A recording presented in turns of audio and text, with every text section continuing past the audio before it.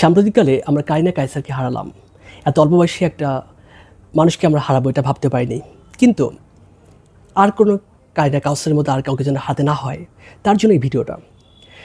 আমাদের একটা রোগ, যে রোগে প্রায় বাংলাদেশে এই মুহূর্তে 4 ভাগের 1 ভাগ মানুষই ফ্যাটি লিভারে আক্রান্ত। ফ্যাটি লিভারে কম বেশি আছে, কিন্তু আমরা অনেকেই এ বিষয়ে সচেতন না। আজকে আপনাদেরকে সচেতন করার জন্য এই ভিডিওটা তৈরি করছি। এই ভিডিওতে আমরা জানবো ফ্যাটি লিভার কী, কেন হয়, কারা রিস্ক ফ্যাক্টরে আছেন, এই রোগটা আমরা কীভাবে ডায়াগনোসিস করতে পারি এবং কীভাবে চিকিৎসা করতে পারি। আশা করি এই ভিডিওটা আপনাদের জন্য অনেক বেশি উপকার হবে। আপনার না হলে আপনার পরিবারের অন্য কারোর জন্য এটা উপকার হবে। আশা করি পুরো সময় আপনি সাথে থাকবেন। সো ফ্যাটি লিভারটা হলো যে আমাদের যে লিভারটা আছে, এই লিভারটা যখন ফ্যাট জমা হয়, নর্মালি অল্প ফ্যাট সবার ক্ষেত্রে থাকে, বাট যখন এই ফ্যাটটা 5%-এর বেশি ডেভেলপ করে, লিভারকে আক্রান্ত করে, তখন আমরা এটাকে ফ্যাটি লিভার বলি। এই ফ্যাটি লিভার ডিজিজটা আমাদের দুই রকম হতে পারে। একটা হলো সাধারণ ফ্যাটি লিভার, শুধু ফ্যাট জমা হয়েছে, কোনো ধরনের ইনফ্লামেশন, কোনো ধরনের লিভারের কোনো ক্ষতি করে নাই।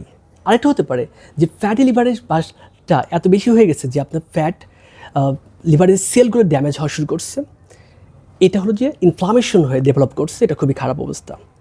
এখন আসুন যে ফ্যাট লিভার হলে আপনি কীভাবে বুঝতে পারবেন। সবচেয়ে ভয়ঙ্কর বিষয় হলো ফ্যাট লিভার হলে ম্যাক্সিমাম ক্ষেত্রেই বুঝতে পারা যায় না। এটাকে আমরা নীরব ঘাতক বলি। পেশেন্ট বুঝতেই পারে না যে তার ভেতরে ফ্যাটি লিভারের তার মরণ ব্যাধি তাকে তার মধ্যে হয়েছে। এরপর কিছু লক্ষণ অনেক সময় প্রকাশ পায়, যেমন রোগীর একটা অবসাদ ভাব, কিছুটা ক্লান্তি ভাব, অনেক সময় পেটের এই যে ডান পাশে যেখানে লিভার থাকে সেখানে মৃদু মৃদু ব্যথা বা একটা অস্বস্তি অনুভব করে। এটা হতে পারে প্রাথমিক পর্যায়ে। আবার যখন এটা বেশি খারাপ হয়ে যায়, ইনফ্লামেশন ডেভেলপ করে বা সিরোসিসের দিকে চলে যায় লিভারের, ফ্যাটি লিভারটা, তখন রোগীর অনেক লক্ষণ প্রকাশ পায়, যেমন পেটে পানি আসে, পায়ে পানি আসে, পাতলা পায়খানা শুরু হয়, বমি শুরু হয়, জন্ডিস ডেভেলপ করে। আসলে এই অবস্থায় আমরা কিছুই করতে পারি না। এটা এটা আসলে বেশি খারাপ। যখন লক্ষণ প্রকাশ পায় তখন রোগীকে আসলে খুব বেশি করার কিছু থাকে না। এবার আসি যে আমরা এই ফ্যাটি লিভারটা আসলে কাদের বেশি হয়। যারা আপনাদের মধ্যে যাদের ওজন বেশি, বিশেষ করে যাদের পেটে ফ্যাট বেশি, তারা সবচেয়ে বেশি রিস্ক চলে আছেন। এরপরেও যাদের ডায়াবেটিস আছে, যাদের হাই প্রেশার আছে, যাদের হাইপোথাইরয়েডিজম আছে কিন্তু আপনি ওষুধ খেয়ে কন্ট্রোলে রাখেননি, এরপর যাদের পলিসিস্টিক ওভারিয়ান সিনড্রোম আছে, এরপরে যাদের স্লিপ অ্যাপনিয়া আছে, এরা হলো সবচেয়ে বেশি রিস্ক ফ্যাক্টরে। এর বাইরেও জেনেটিক সমস্যা অনেক সময় এর জন্য দায়ী। এবার শুন যে ফ্যাটি লিভারটা আমরা আসলে কীভাবে ডায়াগনোসিস করি। ফ্যাটি লিভারটা আসলে আমরা প্রথমেই, যেহেতু রোগীর লক্ষণ থাকে না, রোগী বুঝতে পারে না, ম্যাক্সিমাম ক্ষেত্রে যেটা দেখা যায়, এই ফ্যাটি লিভারটা রোগীর অন্য কোনো চেক আপ করতে গিয়ে ধরা পড়ে। যেমন কোনো একটা কারণে আলট্রাসাউন্ড করেছে, অথবা চেক আপ করতে গেছে আপনি, অথবা তার লিভারে পরীক্ষা করতে করা হয়েছে, এসব ক্ষেত্রে আসলে ফ্যাটি লিভার ধরা পড়ে। তাহলে আমরা কী কী টেস্টের মাধ্যমে বুঝতে পারি? এটা লিভার টেস্ট, যেমন ALT, AST, liver function test এবং আলট্রাসোনোগ্রাম।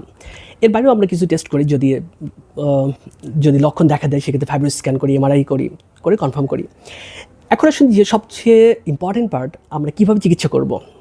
আমি আগেই বলেছি যে সবচেয়ে বড় রিস্ক ফ্যাক্টর হলো আপনার ওজন। এই জন্য প্রথমটা সারা বিশ্ব স্বীকৃত 1 নম্বর চিকিৎসা যেটা, এবং এটা সবচেয়ে বলতে পারেন যে আসল চিকিৎসা কী, সেটা হলো আপনার ওজন কমাতে হবে। ওজনটা কীভাবে কমাবেন?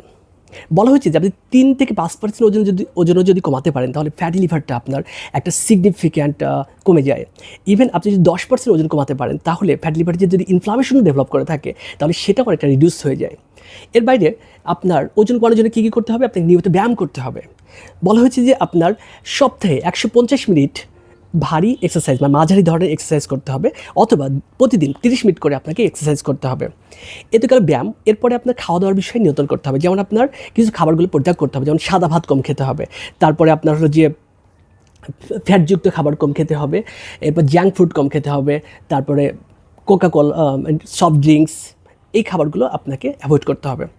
আর যে খাবারগুলো আপনাকে বেশি খেতে হবে, যেমন শাকসবজি, ফলমূল, তারপরে আপনার ওই যেটা আমরা বলি অলিভ অয়েল, তেল খেতে পারেন। তো এই খাবারগুলো আপনার হলো যে বেশি। আরেকটা আছে বাদাম। এই খাবারগুলো আপনাকে হলো ফ্যাটি লিভার নিয়ন্ত্রণে হেল্প করবে।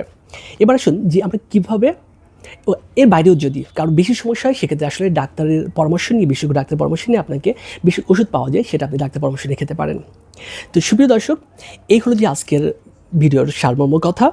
তো এই ভিডিওটা আশা করি যে আপনাদের জন্য খুবই বেশি উপকারী, এবং আপনারা সবাইকে শেয়ার করুন।